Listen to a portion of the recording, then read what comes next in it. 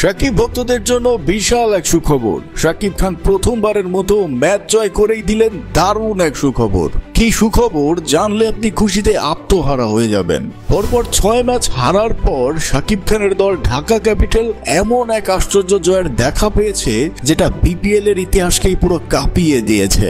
তবে এই জয়ই শেষ নয়, পরবর্তী 5 ম্যাচই তিনি জিততে চান বলেও জানিয়েছেন। তিনি জানান প্রয়োজনে বিদেশি প্লেয়ারের হিড়িক ফেলে দিব, আর সাথে তো আমাদের সাব্বির লিটন তামজিদরা আছেই। তিনি জানান সামনের 5টি ম্যাচ জিততে পারলেই আমরা নকআউট পর্বে চলে যাব, আর এর জন্য এই মুহূর্তে আমাদের দলে আন্দ্রে রাসেলকে দরকার। সামনের ম্যাচেই আমি আন্দ্রে রাসেলকে প্রস্তাব করব। হ্যাঁ বস, ঠিকই শুনছেন। তার মানে আমরা বিপিএল এর পরের ম্যাচেই ঢাকা ক্যাপিটালসে পাচ্ছি ওয়েস্ট ইন্ডিজের দুর্দান্ত ফাস্ট বোলার আন্দ্রে রাসেলকেই। সত্যি আমরা সাকিবিয়ানরা বোর্ডে প্রাণে চাই শাকিব খানের পরবর্তী ম্যাচগুলো যেন জিতে এবং পয়েন্ট টেবিলে এগিয়ে থাকে। দর্শক, আপনি কি চান কমেন্ট করে জানান। আর আপনি যদি শাকিব খানকে পছন্দ করেন অবশ্যই চ্যানেলটি সাবস্ক্রাইব করে ভিডিওতে লাইক দেবেন। দেখতে চাই কতজন ভালোবাসেন আপনারা শাকিব খানকে।